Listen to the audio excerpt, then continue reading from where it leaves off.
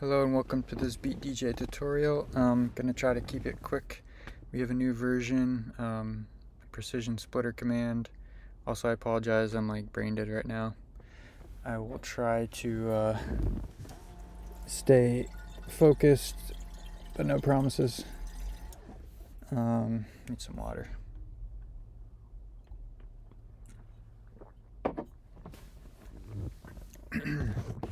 So we have this new command, the precision splitter, which is like splitter 2.0. So our original splitter command is the main one that loads up samples for you, and it's pretty much the main command of Beat DJ. So I will run it a few times, and you can see it will pull sounds off my hard drive, chop them up using transient detection, pitch shift each chop into the scale, and then put them together. So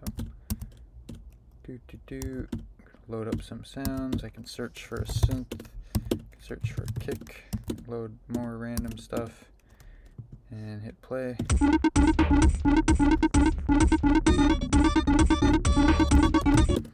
It's pretty terrible, but that's what you get for working with random stuff. So that's a splitter command. I'm going to delete that with AD for all delete. And the precision splitter command is PS. So I'm going to bump this tempo up to 180 because what I'm excited about is that now you can create drum and bass with this command, which was previously pretty difficult with the S command. So PS, and the second variable, if I just hit enter in Beat DJ, it will walk you through the options. So it's asking me to choose precision of the splitter, higher number makes longer chops. So that means if I want like a pad sound for drum and bass, I'm going to enter 9, and then I'm going to enter pad. And so that loaded up a full sample, and I can run it again and search, just clicking the up arrow to go to my previous commands and hit enter. I can search for longer ones, and I just set the index to 0 to move that back. Let's play that. So we have kind of a dark, ominous pad going on there, bassy one. Let's pull up some break sounds. So with this, the precision, the second variable is a number, which is the precision of the splitter, and that means like higher numbers it's gonna give you longer sounds, shorter numbers is gonna give you shorter chops. Longer chops versus shorter chops, sorry. So 0, and then I'm gonna search for breaks to try to get some breaks up in here. See how that sounds.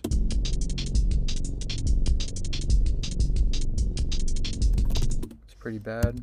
Let's try another one. There we go.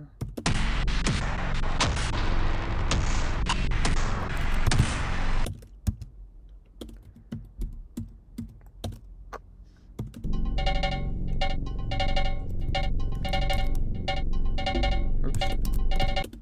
It's kind of cool. I'll keep that. Load up something else.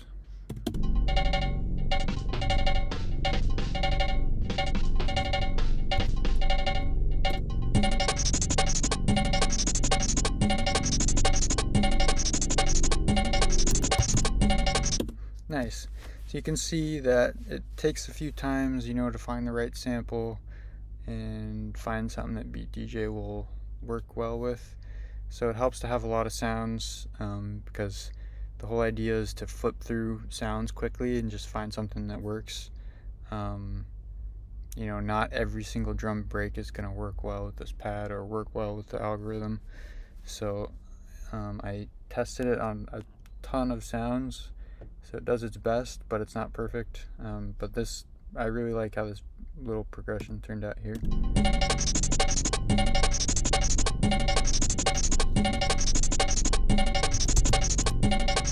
Let's add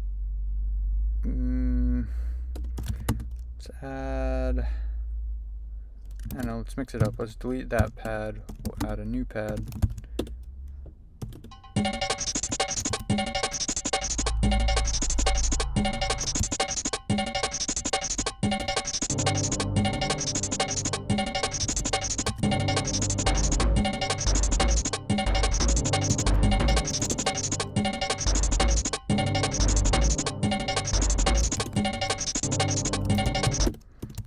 Load up a bass sound using a precision of 3, which is a bit longer than you would use for breaks because I want a bit longer bass notes. I'm actually just going to do 2 to give us some shorter ones.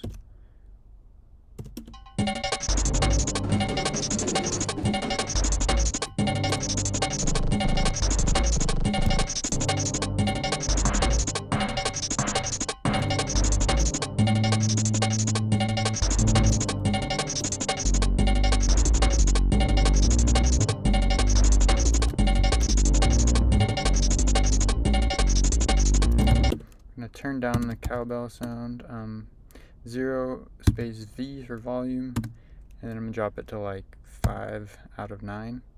So the volume is from 0 to 9, and transition time 0.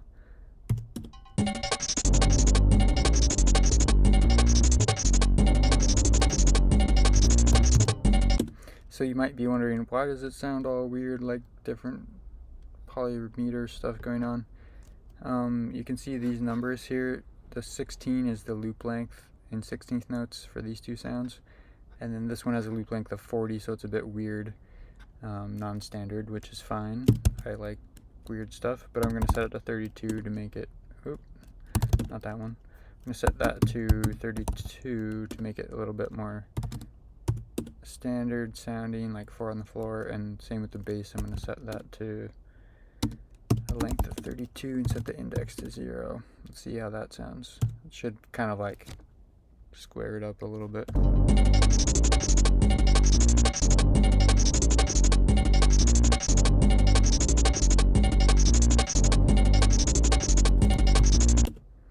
Nice. So yeah, that's how the precision splitter works. Like if you know you want the whole sample, just use 9. You know, could be a voice or something.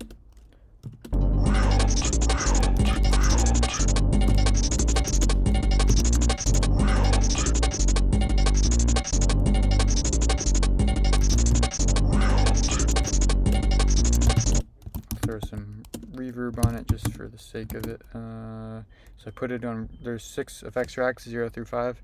I just put it on rack 1, and then I'm going to do effects rack 1, reverb. I'll walk through this step by step. So effects rack 1, I'm going to choose reverb, which you can either type or click, and then I'll choose a preset. I'm going to choose 10.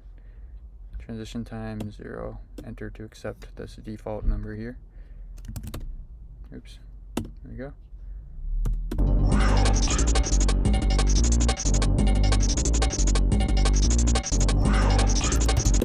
Let's say we want some variation in these breaks here. A really easy way to do it is just use the C command, which is continue. So I'll do 1 space C, and that is the continue command. And basically it duplicates it, moves it over, and then it does some random variation to the order of the notes. So let's see how that sounds.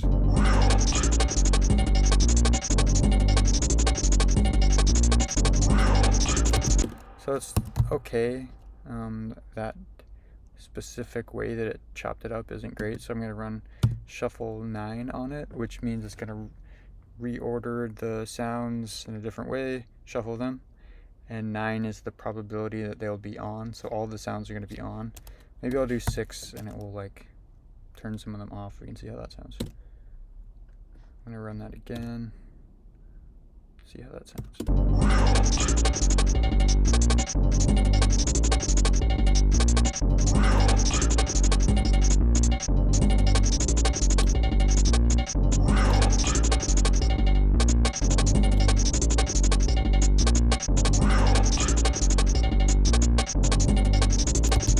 That sounds pretty good.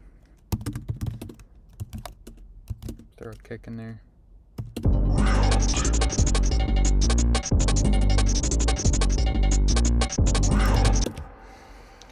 So that's basically how to use the precision splitter command, and I had some questions here which I will try not to butcher because I already did it once and butchered it. The first one is easy. Basically, what is a phrase in beat DJ? A phrase in beat DJ is equal to 4 bars, which is equal to 64 16th notes, and 1 bar is equal to 16 16th notes. So if we look at this window view right here, this is one phrase, and it's 4 bars, and it's 64 16th notes.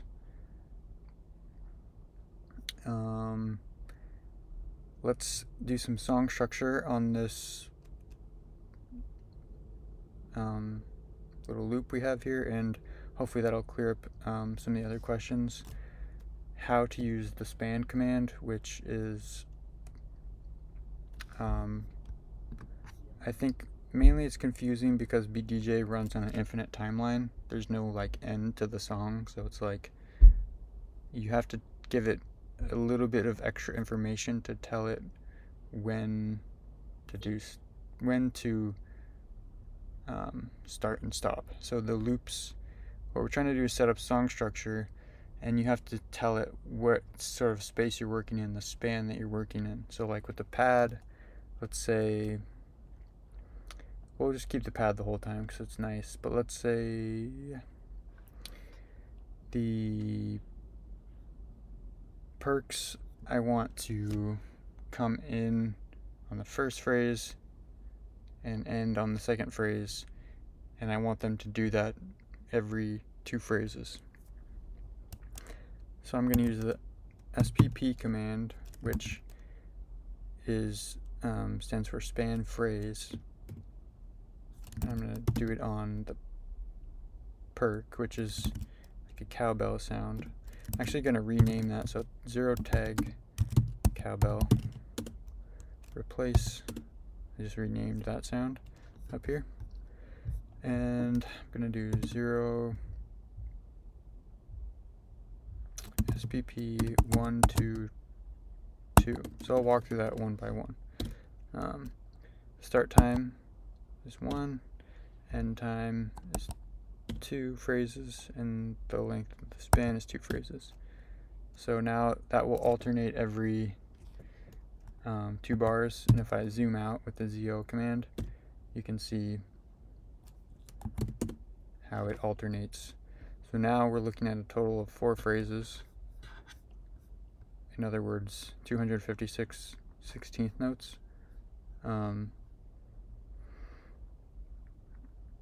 And I think one of the questions was like, how can you do, weird timing, or not weird timing, but how can you have a sound come in for like 0 to 3 and then come in from like 12 to 15 or something like that? Let me check.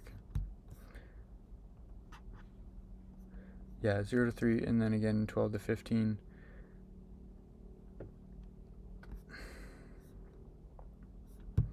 Depends what you're working with. So let's say with the bass, or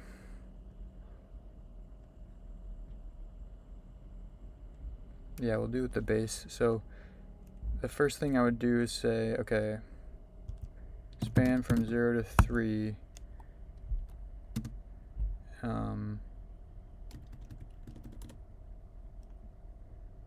This is going to be weird. I think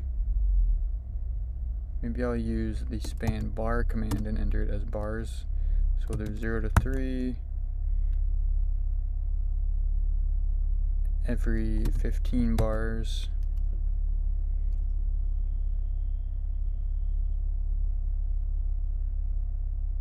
I think that if you do 15 at the end like that, it's going to become a polymeter.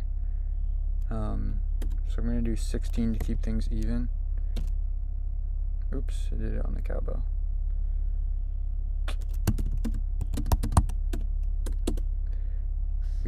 this command, but on the base.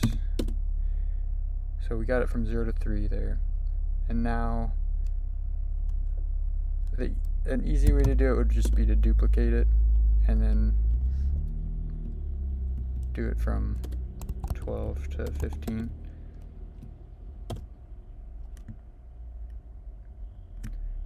So now we have one that's 0 to 3 and one that's 12 to 15.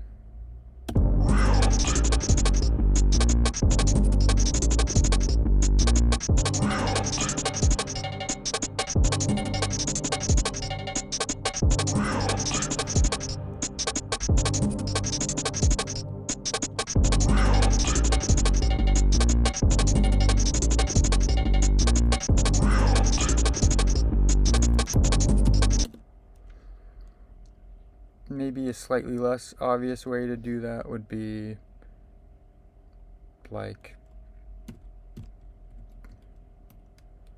make this 32, and then we'll do 12 to 19, I believe.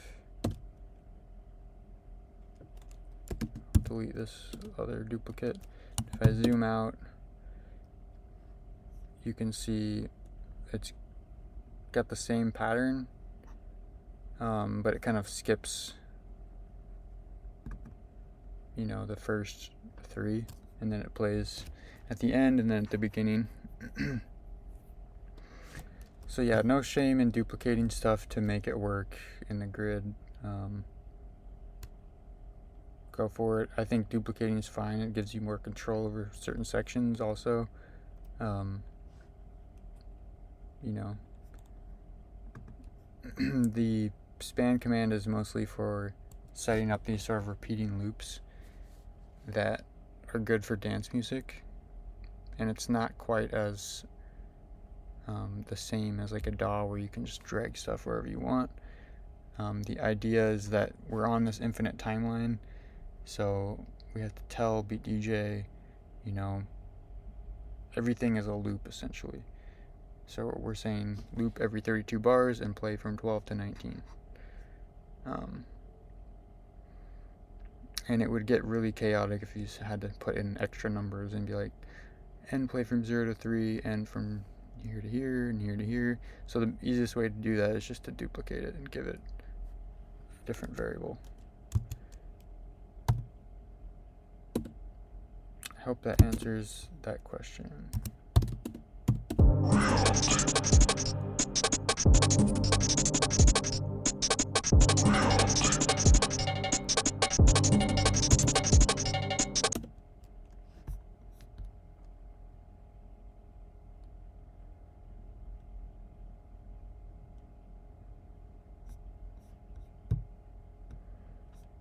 How long is this video? Oh, 20 minutes? Not bad.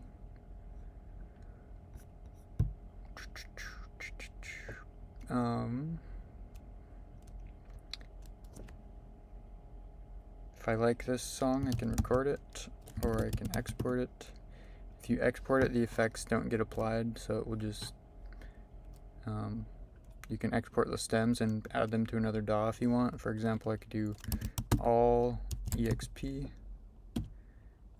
and I'll enter S to separate them as different tracks, and then I'll hit enter to accept the default directory that it chooses. Normalize, no. And you typically don't want to normalize stuff when you export from Beat DJ because it uses some algorithmic mixing, and it's going to preserve that mixing if you work with it in another DAW. If you normalize it, you're going to have to remix it, basically. I will send these to the cloud for backups and for others to use. So that gets uploaded to the Beat DJ database, and you can access those files. Anyone can access them for free.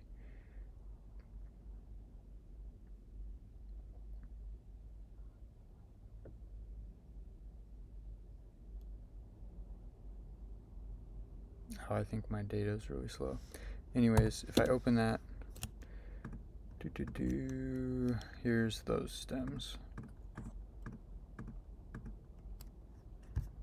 And then if we were to where's logic?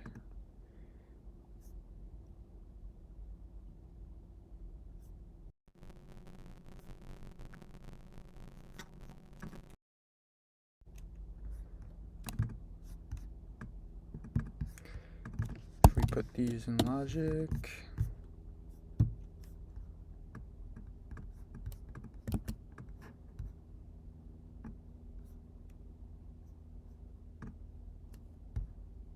you can see that it has the same structure.